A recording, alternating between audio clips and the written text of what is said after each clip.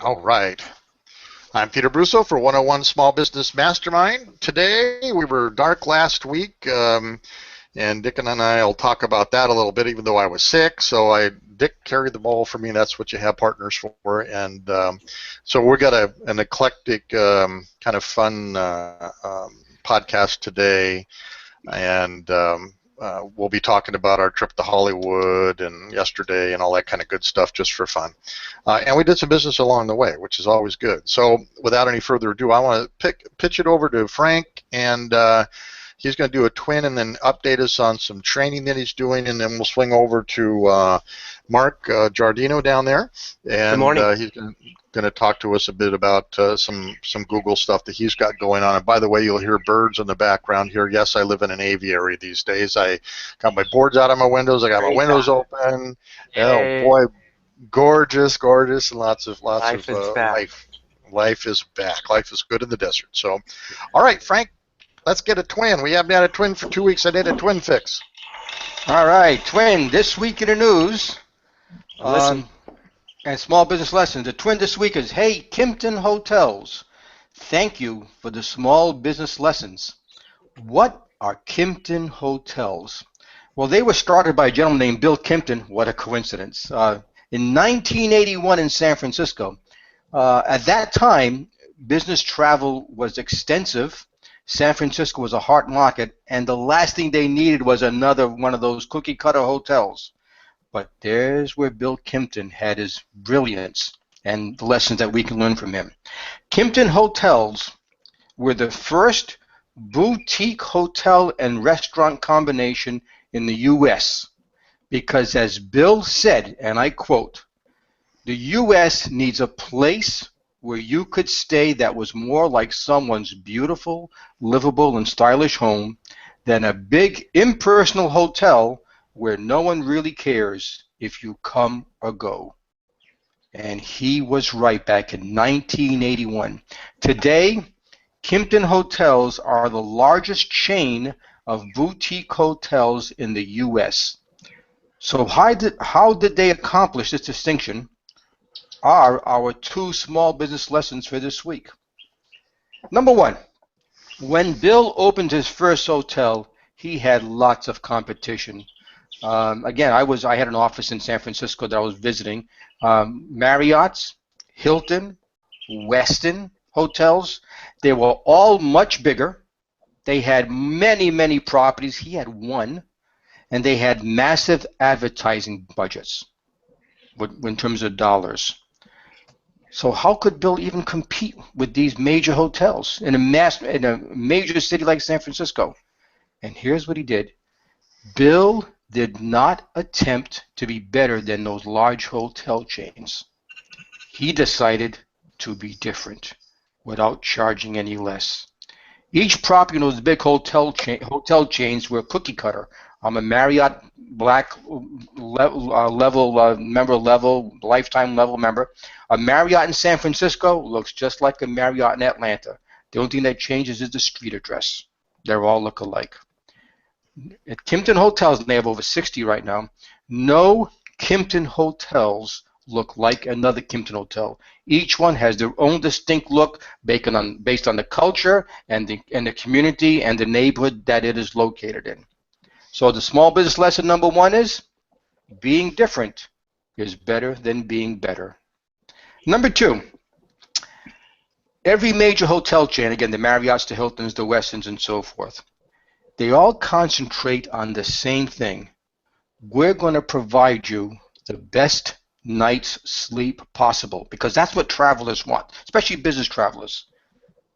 Well, Kimpton Hotels not only provide you an excellent night's sleep, but Bill Kimpton also believed that each guest wanted something more and they were willing to pay a premium for it. They wanted a pleasurable, memorable experience. And at Kimpton Hotel, starting in 1981 as it is today, you are not nickel and dimed like the major chains. When you check into a Kimpton Hotel, you receive at no charge free internet access. I'm sick and tired of paying $14.95 or $29.95 for a 24-hour internet hotel. The cell phones now did a little bit of that. You get free bottles in your room. I'm not charged $3 a bottle for a $1 bottle of water. You get free fruit in the lobby that you can go down when you check in, and when you come down, get a piece of fresh fruit and bring it to your room. They also have goldfish, live goldfish in a bowl that you can take to your room just to make it more homey. Wonderful, wonderful thing. They have wine tasting parties. They have bicycles that you can use for free at each hotel to tour the area. Their rooms are pet friendly. If you want to bring your pet, pet friendly. So the small business lesson here is Kimpton Hotels did not just copy the major chains and sell comfortable rooms to sleep in. They sell the total customer experience. And that's why they charge a premium. Small business lesson number 2 is you are not selling a product or service. You are selling the customer reactions after you deliver your product and service. Matter of fact, I think I quoted John Taffer from Bar Rescue a couple weeks ago when he says the biggest mistake bar owners make and restaurant owners make is they think they're selling Budweisers, and they're not. They're selling the total customer experience. And it's the same with every one of our businesses live on this podcast and people that are going to watch this later. And gentlemen, those are my two business lessons from today's twin about Kimpton Hotels. Well, that's great. Boutique. I like goldfish. Huh? You can actually take that. Yeah. You go in and again, obviously they can have one for everyone, but if it's something that'll just make you feel better, a live goldfish swim around, that's cool. You gotta like it. And by the way, and what does it cost them? Very, very little.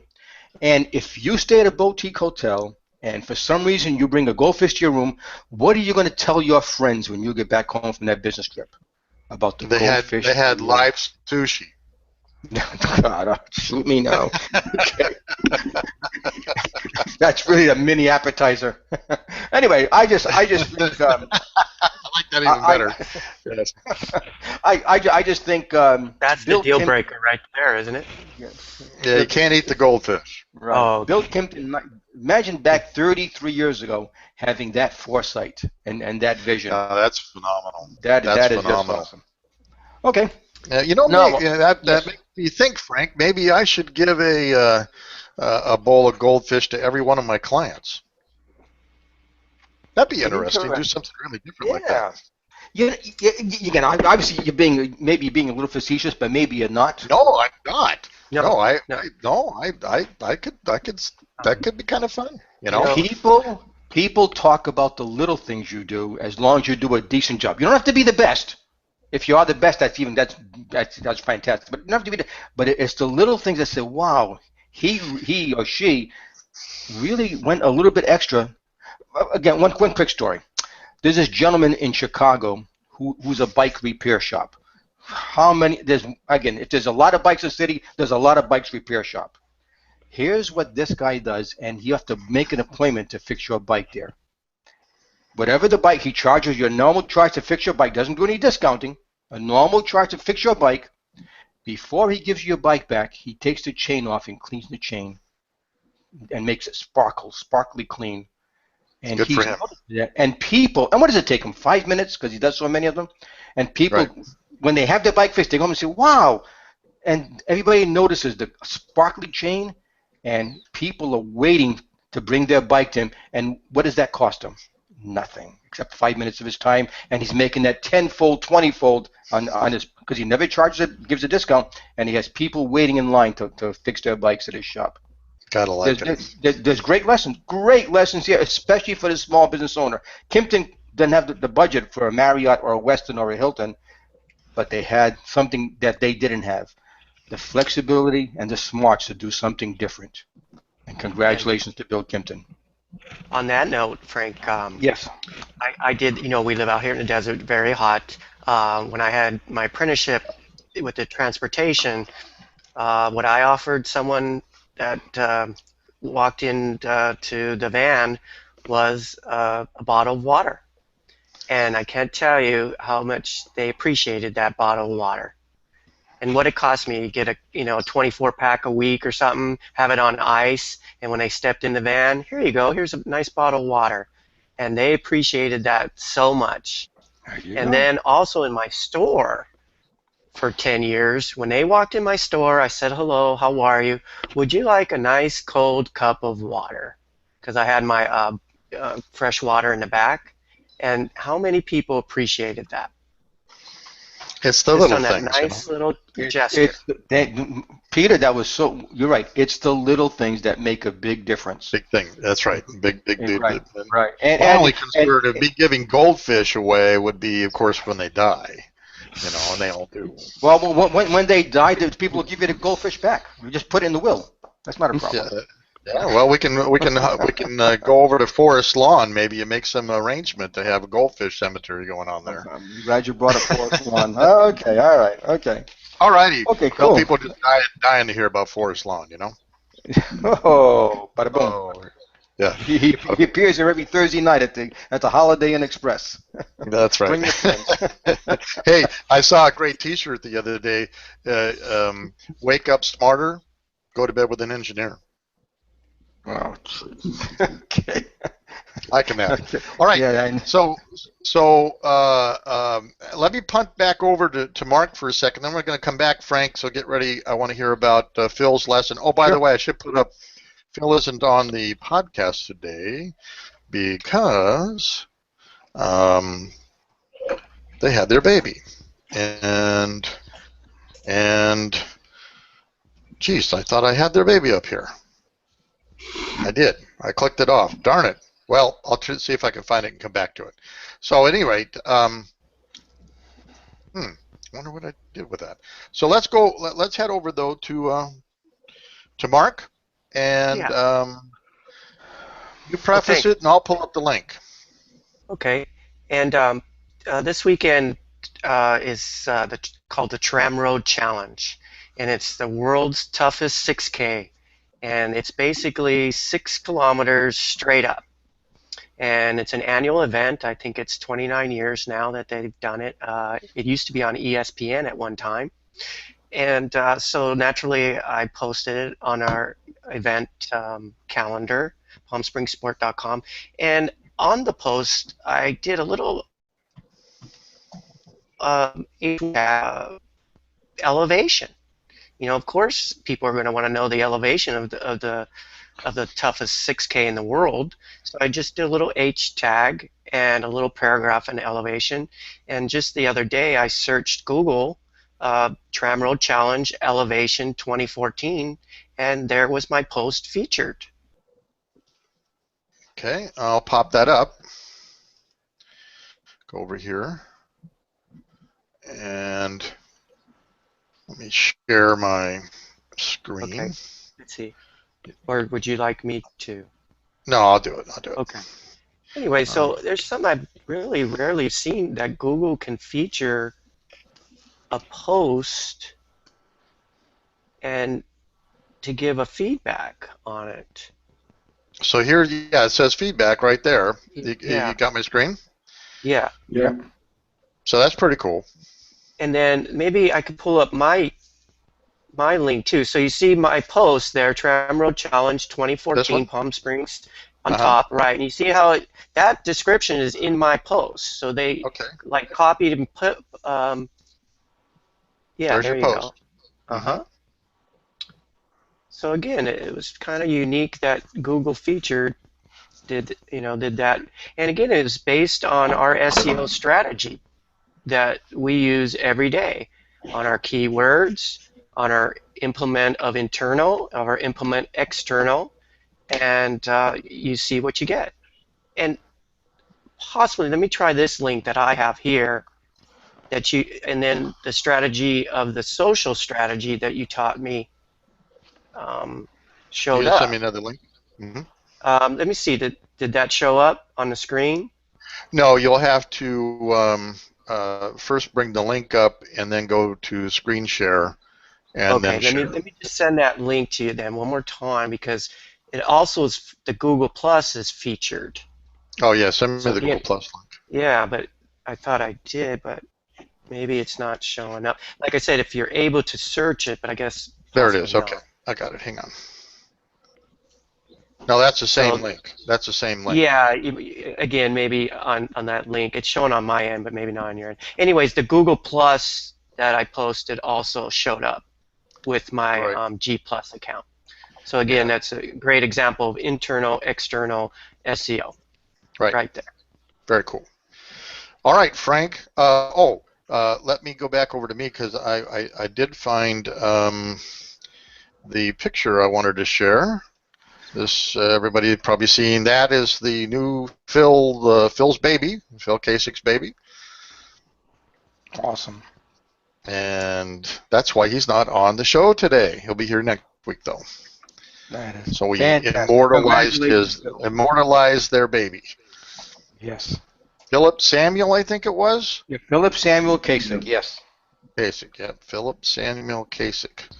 And look at that head of hair. I mean, he looks like a That's the hippie first thing I already. noticed. And He looks handsome. like a hippie. Oh, That is- yes, That's absolutely. Phil should be ashamed of himself. Yeah, there you go. That's a handsome babe. And beautiful baby. All right, so that's that. All right, Frank, let's talk about your work with Phil Kasich and what kind of results you're starting to get, which I just heard for the first time this morning in the green room. Right. Yeah. Phil is based out of Chicago, and I'm here in the Palm Springs, Coachella Valley area. With everybody here in this podcast, we live in this area. And Phil and I have been working on Skype. Now, Phil has a special. He does a number of things, but one of his major revenue sources, he works exclusively with dentists and dental practice on generating reviews and reputation management. And like every dentist or every major CEO or any doctor of any spot, they have gatekeepers, and it's difficult to get past the gatekeeper. And so what Phil was doing prior to me working with him, Phil was spending a lot of money sending out direct mail pieces, which he would send out on a regular basis, and then Phil would hire a telemarketing company to follow up on the letters, again, always dealing through the gatekeeper, and to try and book appointments to sell his reputation management. And Phil kept good records, and Phil was achieving a 1.5% close rate, I guess, if you will, to people who did business with him, and it was costing him $158 per customer acquisition cost.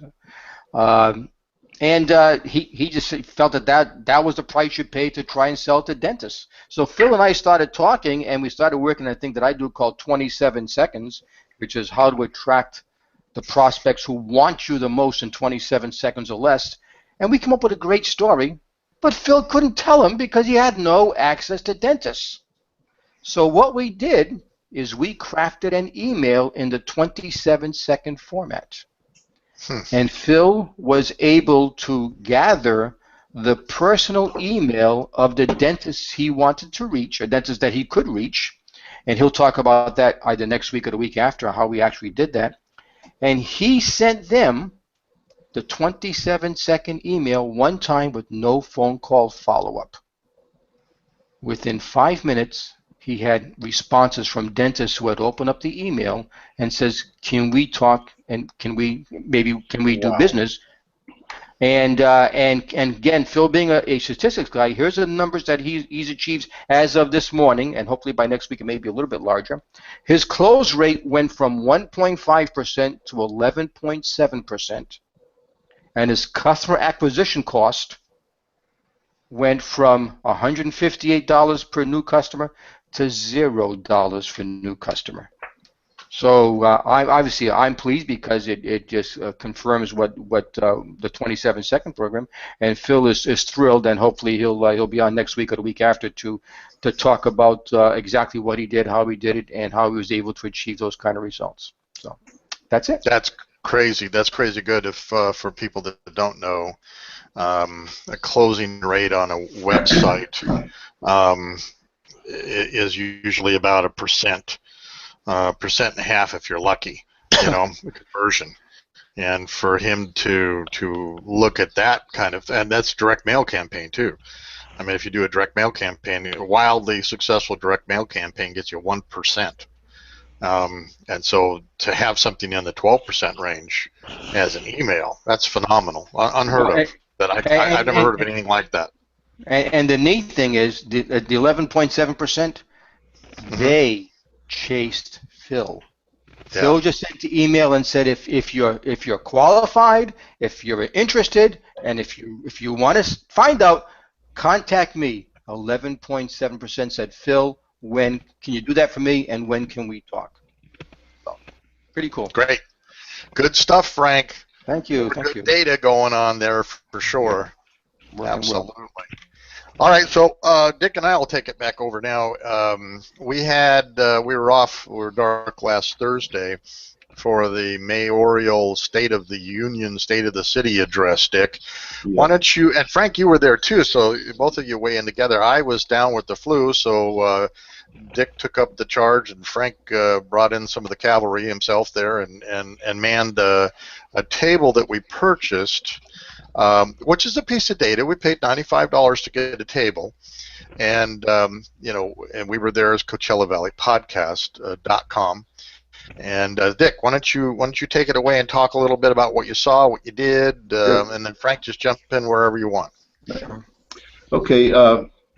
Yeah, Peter was there in picture. We had my laptop, and we rolled a couple of podcasts that we had put together for the website, and then I just froze it on his picture. So I introduced the people that stopped by our table to Peter via that. So he was there in spirit, that's for sure.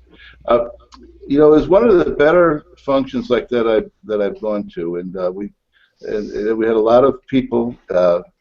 A lot of people stopped by. They spent a lot of time talking, and it was a very successful program.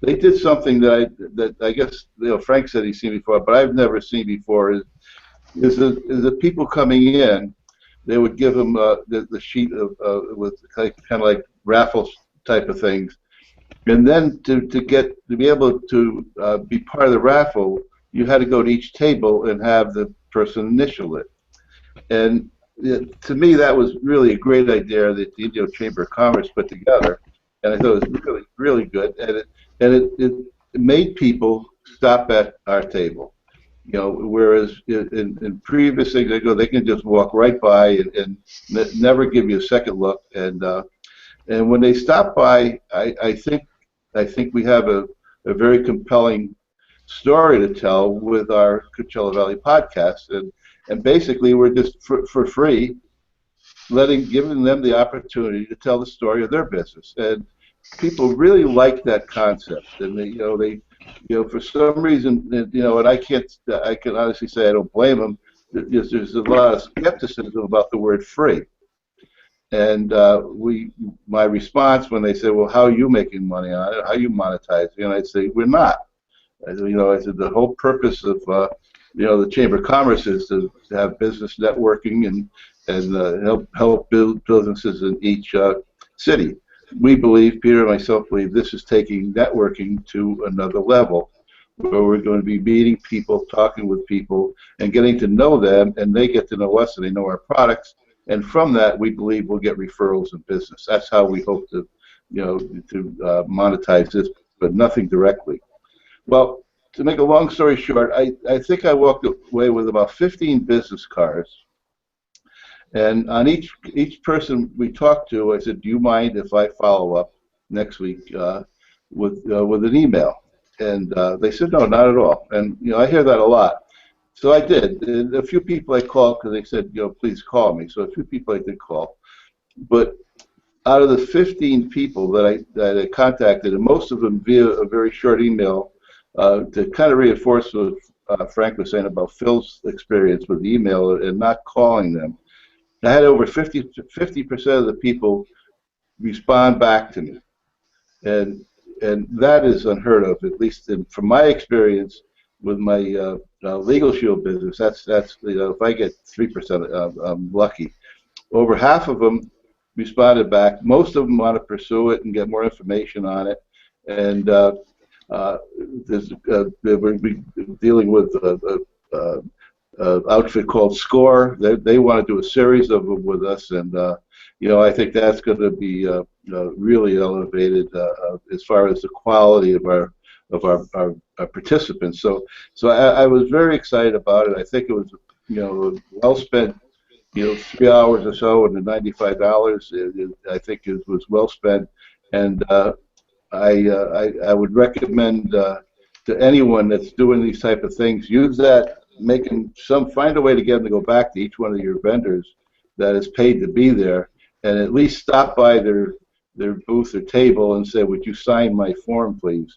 Because invariably they start talking about things. So I was quite pleased with it. I think it worked out quite well. That Frank was a great help. Fill it in for Peter. So Frank, I don't know if you have any comments you want to make or. Yeah. Thing. Yeah. Again, I'm always looking for small business lessons, and I left that with one, and then you just gave me the second small business lesson. The one I got was you and Peter come up with this great program for the chamber members. In this case, was Indio, of a free podcast. Free being no charge, $0, and they don't have to buy anything from you ever. Correct. And yet people were still skeptical.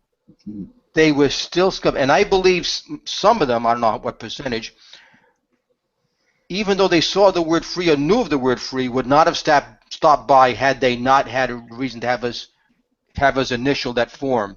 Right. And then once you and I started talking, they said, wow, it really is free.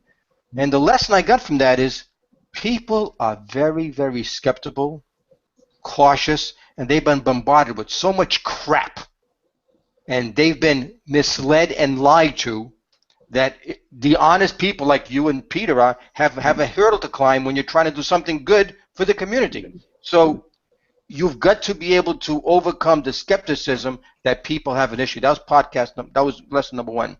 Lesson number two, and thank you for sure. I didn't know about the email success you're having. People here, direct mail is dead. People here, email marketing is dead. And I think what we've shown with you and with Phil on email, and we're showing with the networking thing, it's not that email marketing is dead. It's that you've got the wrong message. You've got the wrong message. What Phil did and what you did, Dick, is you didn't bombard them with a phone call every 20 minutes. Hey, did you get my email?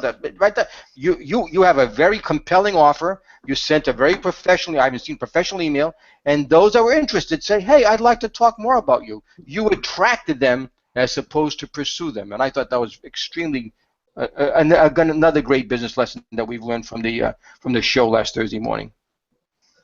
Yeah, I found that I sent this email out, and it was very short, and it was basically following up on our conversation, and I asked them when is a good time for me to contact you, not should I or not, when is a good time to contact, and that I think puts a little bit of a responsibility back to the person I sent it to, because one, I pointed out that they were interested, and two, if they're going to let me know when is a good time to contact them. And the interesting thing is, at least half of those people that responded thanked me for following up with them.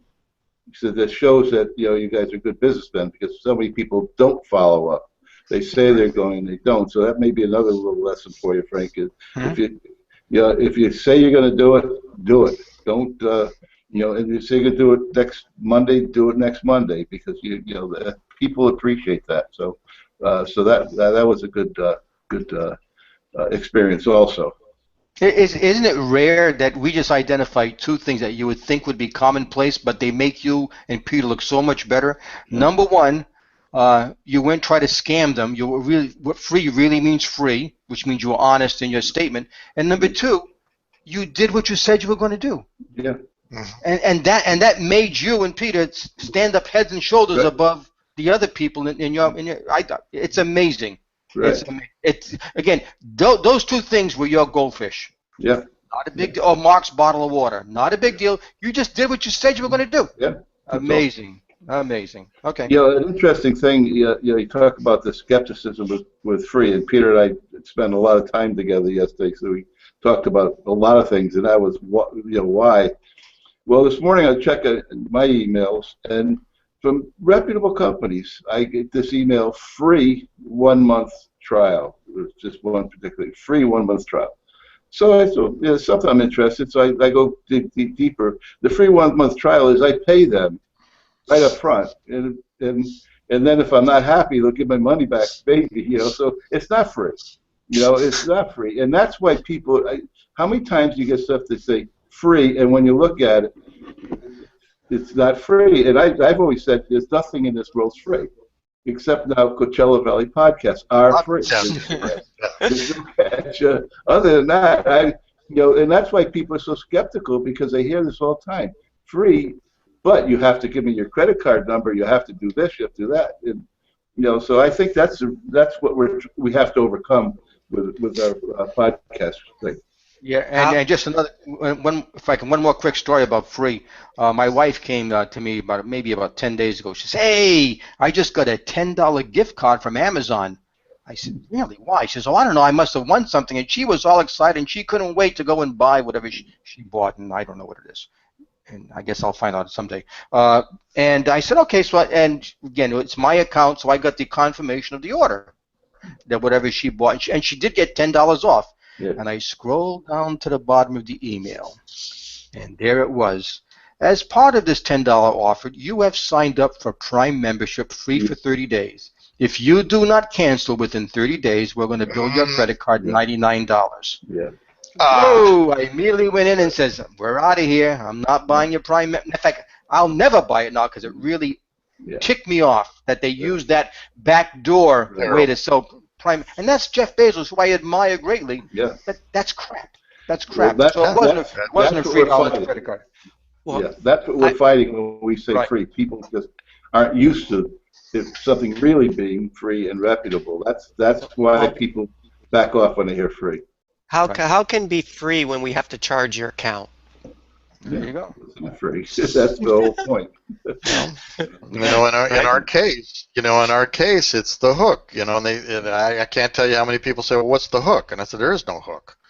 I said, if there was a hook at all, it's that we get to know the CEOs of these companies, the decision makers, and be able to network a bit with them if there's a hook at all. And the networking being to help them network those guys to some of our other guys, and try to help build a business base. And people would rather watch a video than they would read anything. And it's expensive, and they're not going to do it, and therefore it hurts them on the web. Yeah.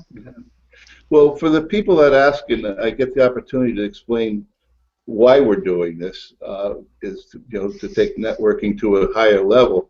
The response is almost 100% that is a great idea. That's the way to do it. So if you can get the time to give them that 27-second message, they really like it, they appreciate it, and they understand it at that point. Cool. Yeah, Frank, maybe we need I was telling you this morning, I was asked yesterday, what do I do? I was on camera, and I can't go tell them a story, so I need a tagline. And maybe that's a good thing that we start to try to develop the same ability for a 27-second hook to be a tagline as well. So I just told them, I make people money on the web, and that was all I had. But As you know, I have created 10 different types of 27 seconds of messages. I just added the 11th, the tagline.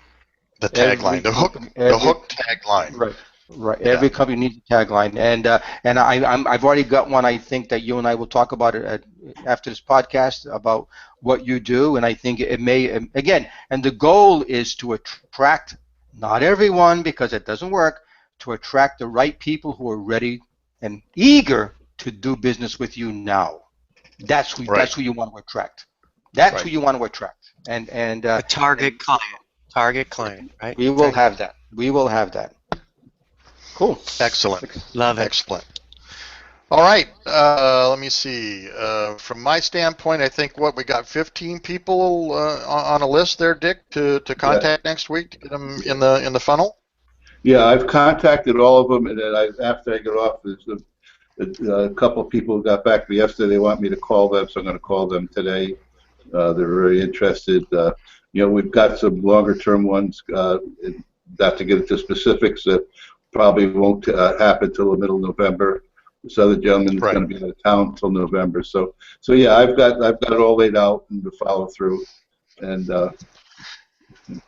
One of the things that fell out of this too is that Dick and I went and did a podcast. We recorded the mayor's debate, and I guess council of Indio debate live.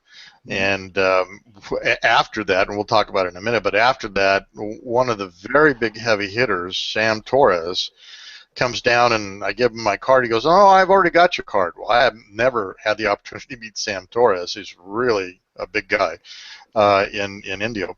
And he says, "Oh, one of your colleagues did it." So, wait a second. It was Dick at this mayoral thing. Gave him a card, and Dick didn't even understand how big Sam Torres is here in the Valley, Coachella Valley. But that was pretty cool. Yeah, real great guy. So to talk to part of what you had to say, Frank, about, if you're going to offer something to somebody, that it's important that the offer's genuine and you follow through. Okay, very important. So we showed up on time to this to a talk with the sound guys, or sound guy in this case, who was ultimately very late because he was coming in from something else. But we hung in there.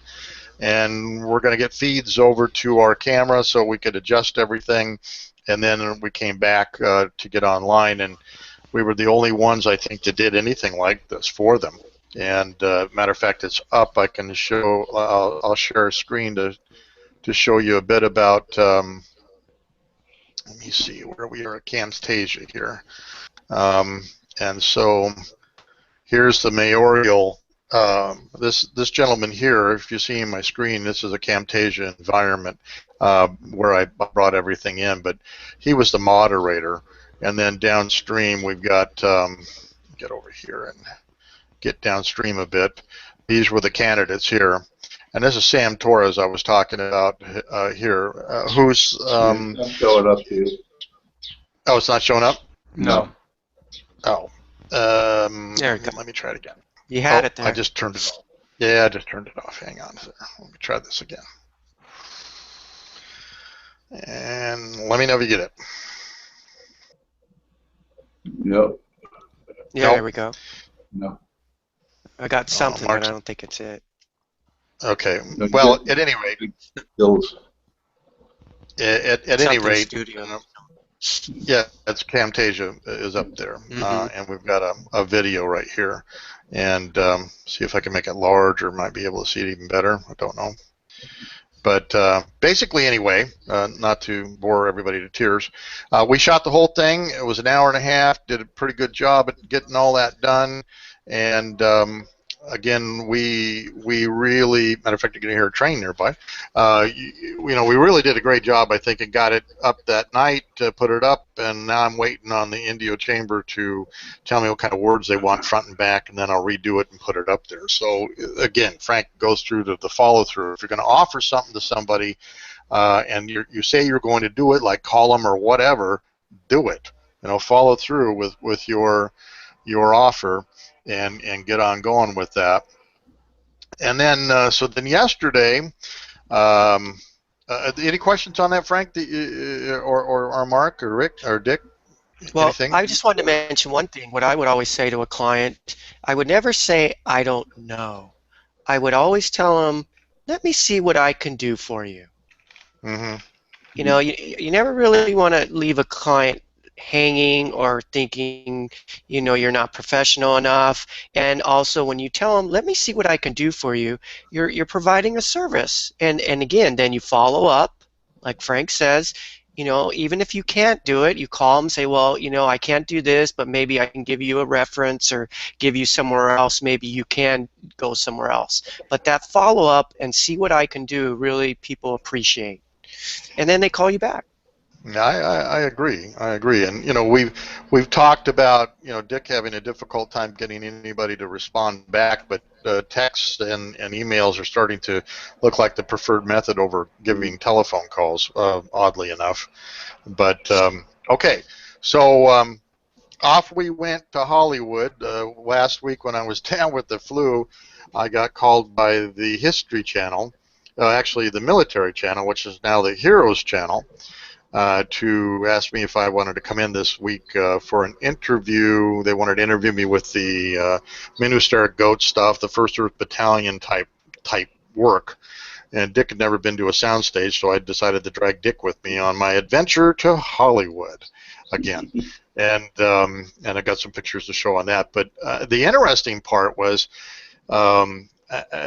if all of you are familiar with Robert Irvine's Restaurant Impossible show, Yes. Yes, I am. and one of his ones that he went to help is in Redlands, which is right on our beaten path, over by the Veterans Hospital. That's how I found it. And they have a phenomenal product. Oh my gosh, their ribs are just to die for. I mean, all their food items are incredible. And of course you can see the episode up on the Food Network, and I've been there 3 times, really never met the owners. So I'm traveling with Dick and saying, geez, I want to get a better client. I want to get something going on really cool, and lo and behold, we get there, we start talking to the owners, and the next thing I'm starting to spew out what I normally do, ideas for them to increase their revenue. It was a lot of fun to eat there. Dick, what did you think of that event? But that was pretty cool, wasn't it? Well, I thought it was really cool. You had told me about the restaurant going in and all, and you know what to expect when you get there. But you get there, and the person taking the order is a nice, lovely young lady, very friendly. Asked you a lot of questions. Found out you go to the VA hospital. You talk about. Oops. Looks like we got a little. Okay. And just a little couple go ahead, of Dick. experience, and and then Peter met the owners because Peter had mentioned he was going in to do this shoot, and they were very interested in it, and they come out and talked to us for quite a while, and Peter being Peter I'm just sitting there observing and listening.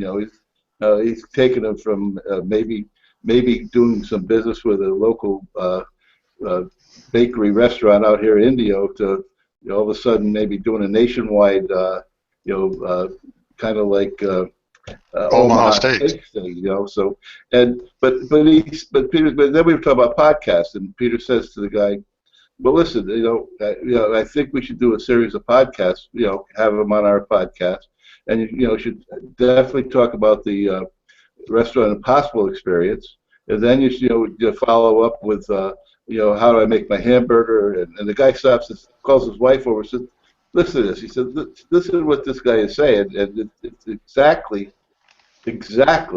what this guy has in mind of what he should do as far as getting his business. So Peter really as usual did a great job, and probably is going to come up with a good client relationship with 2 really nice people that I think he can help a lot. So yeah, the food was great.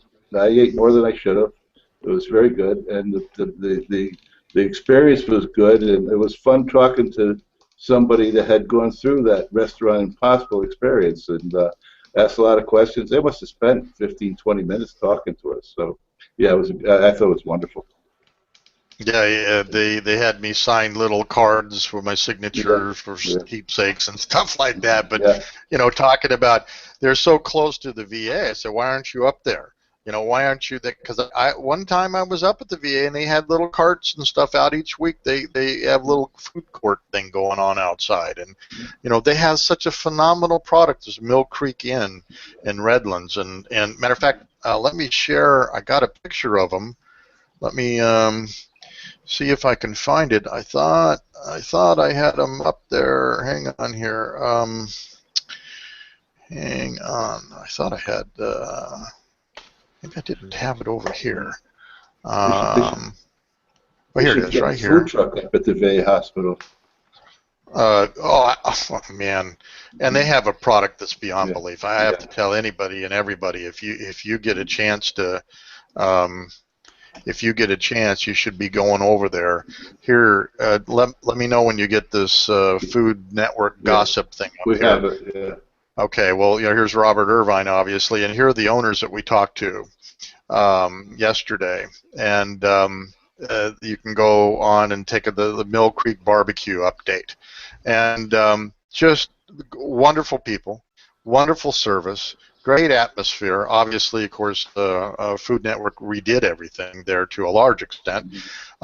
And it's fun to talk with them on the success on the backside. And one of the things that strikes me is, why isn't Robert Irvine helping them on the web as well? You know, because they could drop in and redo all of that, teach them social media. They have no social media going on at all.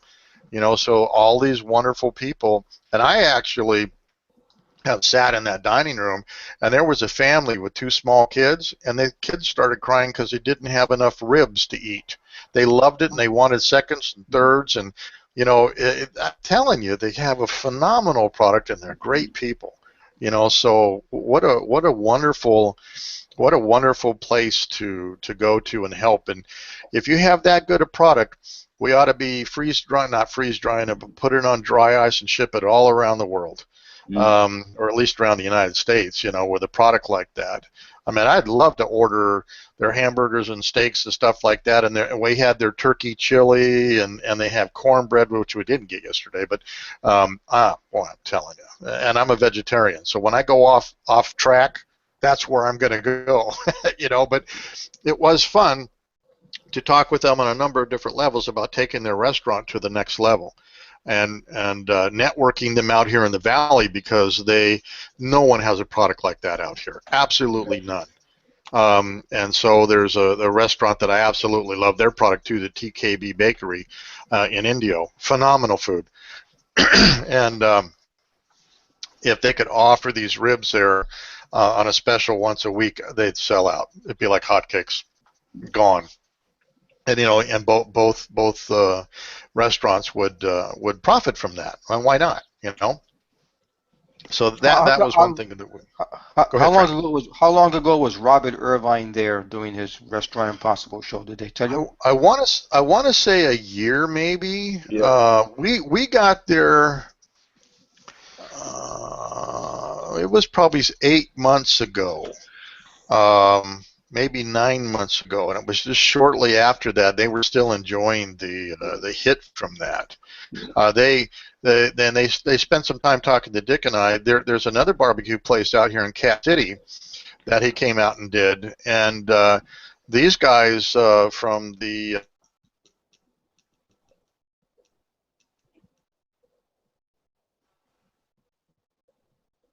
You froze up, Peter. Okay, froze up.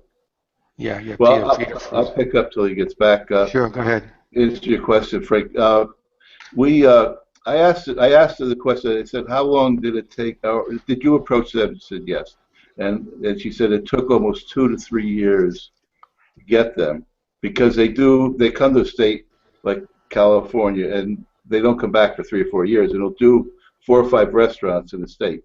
So they were there a year ago, December, early December. They come in, you know, for 3 days. Irvine's there for a day and a half, and it's really a real precision process. So Peter was talking about, there's a restaurant in Cathedral City that is a barbecue place that they did the same thing for at the same time, and that. Because I said, well, I went to that restaurant and I didn't like it. She said, when were you there? And I said, I don't know, you know, maybe a year and a half or so ago. She said, well, yeah, they just did they did it after they did us in December a year ago. So that's how long ago they were there. And so Peter and I got to go to this restaurant in Cathedral City and try the ribs to see if they're better. Because I had been there and I didn't like them. So it was a great experience, good people, and they really do. They got the message. And I said to her, I said, yeah, because she went through all the things and how he hated their food and all this other stuff. And so I said, after all that, would you do it again? She said, in a heartbeat. She said it was beyond belief. I think Peter's back now. Yeah, I got stuck somehow offline. I don't know how that all happened. Yeah, I just finished out your Cathedral City story and picked up where you froze up. So. Okay, great. Yeah, I was talking. I don't know where I got frozen out at, but certainly the whole concept of helping them and whatnot would just be absolutely wonderful for me. You know. Yeah. No, so did you talk to them about coming on our Thursday morning podcast? Are they No, able to because do that? I didn't think about it that much, but Dick brought it up after we got in the car. So we're gonna be. I'll be talking to them. The Mill Creek Barbecue there in Redlands. I'll be talking to them and trying to get them on the show. Yeah, Yeah. you had mentioned podcasting to them, but not specifically the Thursday one. So Yeah, not our Thursday yeah, podcast. I yeah, said we ought to be doing a yeah, podcast yeah, about the Mill Creek Barbecue. yeah. And have people like myself on who absolutely love the food and like I said, those kids crying because they wanted seconds and thirds of their food. I mean, that's priceless stuff, and Yeah. Yeah, Well, absolutely priceless. I'm a big fan of Restaurant Impossible. I tape all their shows and watch them at my leisure. Again, I'm sure I watched it. I just can't remember it right now. But I would, again, from my perspective, I would love to learn their experience with Irvine and whoever the designer was and Tom the builder, and also the small business lessons that they get out of the Irvine experience. I think would be fascinating. And I think we would Uh, all benefit from that.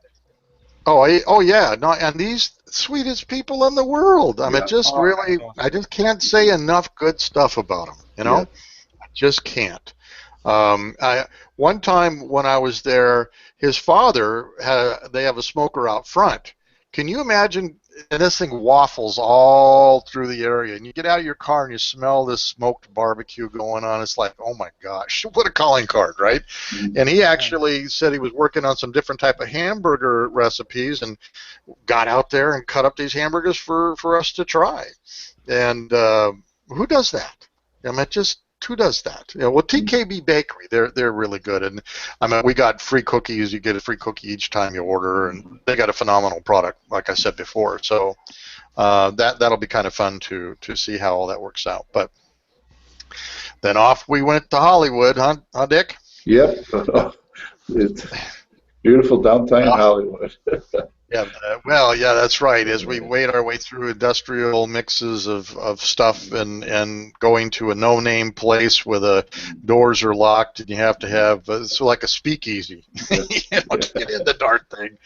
And I think I've got a couple of pictures I could share here. Let me see if I can do that. Let me get over here and see what I can find.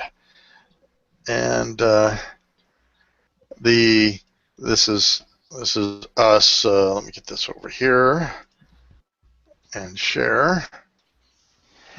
Screen share, and let me know when you got that. yep.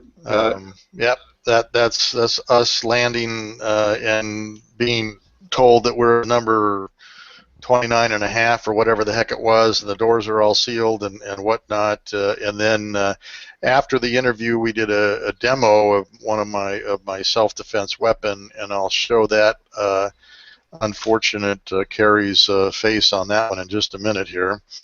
And with this demo, um, you have to do the real thing, obviously. And so here's Carrie Sensei with all the Band-Aids from all the wounds that he received from our Defender demo. Did everybody see that? Yeah. Yeah. Yeah. You can see So his left hand is already swelling up. It was brutal. And yeah, it does hurt.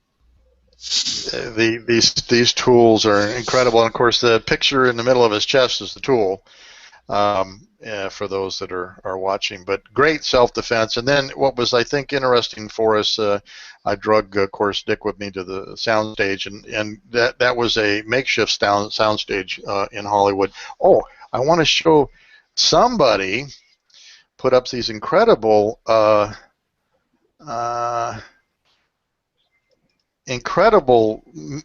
memos and stuff to other stars, and let me show that.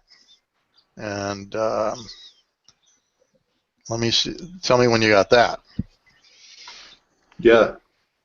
Yeah, Got it. Yeah. that was really interesting. Yeah. As you kind of start to read through those, you've got Clint Eastwood up there, and memos to all kinds of different people.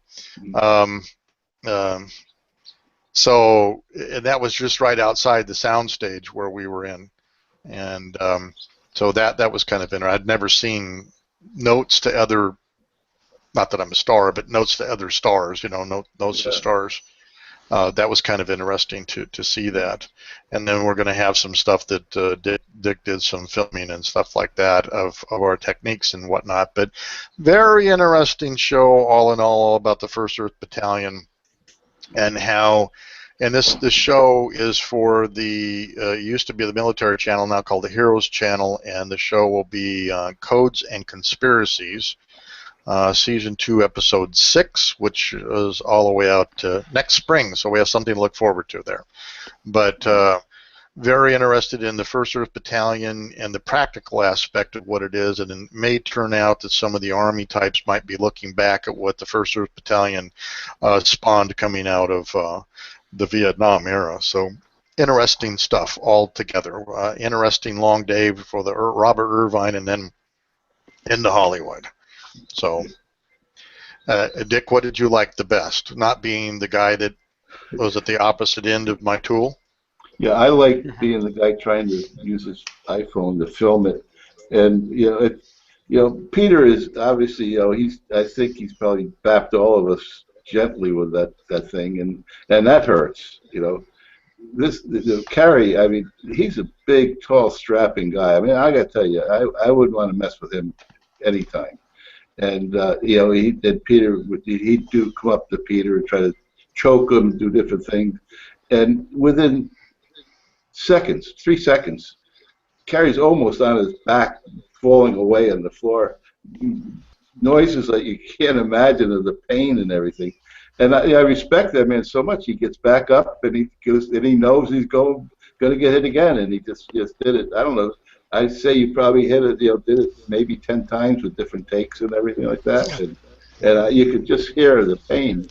And the thing that, other than his courage, that impressed me was just the speed in which Peter just totally disarmed him and then got him falling backwards to the point where the cameraman said, "Can you do it slower?" Because it was going so fast they couldn't get the full effect of how quickly it would happen.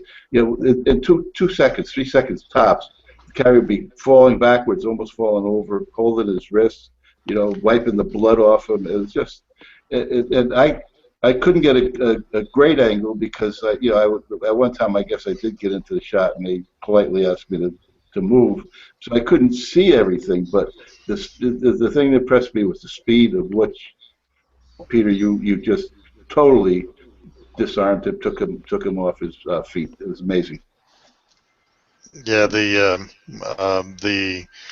and the camera guy, they're not used to blood. You can tell these guys are interview type guys, and they're not used to things that really happen quickly. And we went through it slow first, so he could get the idea where he needs to be before we really do it. And was I mean to Carrie Sensei? No, but he's been taught don't move till it hurts, and so I had to apply enough pain to him to have it just go directly to his brain, so he screams in pain involuntarily, screaming to get away from me. Yeah. And the disarming a gun and a knife, and they were all amazed with how easy that was. And but that's a practical application of the 1st Earth Battalion, as we talked about. We would prefer to discourage you.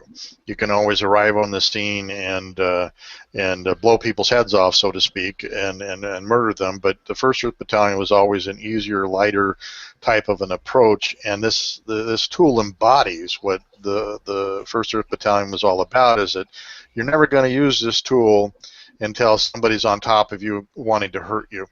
And basically this tool helps to discourage them from that attitude and gives them a chance to rethink and reset their mind about what they might want to do before more pain is applied to them in the non-lethal standpoint.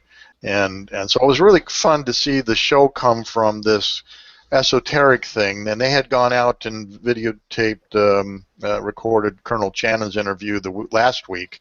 They flew out to Hawaii to do that. And Colonel Channon, if you ever meet him or ever get to know him, he doesn't have a box to be out of. That's how far out of the box he really is. And Dick, I think you were there when I asked Sam about that, and he says, yeah, he doesn't even own a box. Yeah. And so he's so far out there, and when you see the pictures of the First Earth Battalion that he draws, he's an art, draws these wonderful concepts, and then he starts to write in stuff, basically, which an infantry officer would do, and so my tool, I think, embodies that type of work. Of trying to get people to rethink the fact that they want to cause you some damage and harm. And I think we did a pretty decent job, Dick, of demonstrating that to everybody, somewhat to their horror, I think, about how well the darn thing worked and how quick it was, Yeah, no, you did a great job with it, absolutely. And I was able to sit on the interviewed you for well over an hour, and I wasn't able to sit on it, but judging by the comments of Sam afterwards, it sounded like it really went very well. So. Yeah, and I laughed. I said, Sam, you'll never forget this interview. Yeah. And he says, no, I won't. This is a memorable interview. And basically Sam was a great interviewer. He asked some great questions, and hopefully I did a good job at answering them honestly for him and of course a little bit of Hollywoodish aspect of that, and indulging in that, and making sure it's entertaining to learn about the First Earth Battalion and Colonel Jim Channon and what he's done for the military.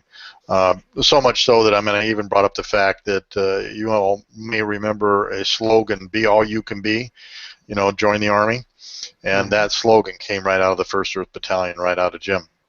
And the whole concept of being the best you can be, more than just a soldier that can walk in a line and shoot somebody, getting cross-trained and the more esoteric aspects of remote viewing, things like that. But being more than you thought you could be is a big thing. And I think to some degree, some of the stuff we're talking about now, Frank, certainly does fall into the category of the First Earth Battalion about how we do our business, kinder, gentler way of moving people and getting results versus, a lot of the slam bang, got to do this, got to do that, give me bunches of money and, da da da da da, Yeah, so. And I see the tie in there. Yeah, one of the things that some of us are learning faster than others, and some of us will never learn, not anybody in this podcast, is the world has changed.